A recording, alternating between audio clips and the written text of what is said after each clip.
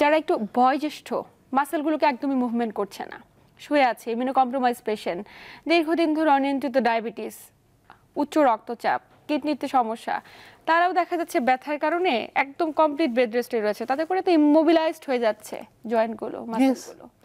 এবং ইমোবিলাইজ হলেই তার মুভমেন্ট কমে যাবে একদমই। আপনি তাকে যদি একসময় বলেন আপনি সামনে ঝোঁকেন, বলে আমি তো সামনে ঝুঁকতে পারি না, আর যেতে পারি না, বলে পিছনে ঝোঁক, এই পিছনে এতটুকু পারি, আর যাই না, তো তাহলে তো ব্যথা হবে। আবার ওখানে আর একটা জিনিস আছে, একটা ভার্টিব্রার, এই যে আমরা কর্নার থেকে দেখছি, এই যে পেছন থেকে যদি দেখি, দুই পাশে দুটো জয়েন্ট আছে। এই জয়েন্টের নাম হলো ফ্যাসিয়ার জয়েন্ট। ফ্যাসিয়ার জয়েন্টের মুভমেন্ট এমনিতেই খুব কম, আচ্ছা, অল্প মুভমেন্ট হয়, কয়েক ডিগ্রি মুভমেন্ট হয়। তাহলে আপনি যদি বলেন রেস্ট, তা ওই ফ্যাসিয়ার জয়েন্টের কী অবস্থা হবে?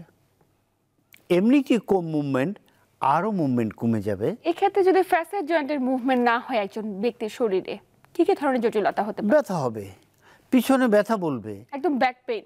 ইয়েস, লোকাল পেইন যেটা হয় ফ্যাসিয়ার জয়েন্টের সাধারণত 99%ই বলা যায় লোকাল পেইন হয়। এই লোকাল পেইন তার ডেভেলপ করবে, মানে পুরো পিঠ জুড়ে ব্যথাটা। তার ফ্যাসিয়ার জয়েন্ট যেখানে যেখানে আছে, উপর থেকে নিচ পর্যন্ত আছে। তা আমরা এখন ফোকাস করছি ওই ব্যাকে, তাহলে ব্যাকে কি হবে?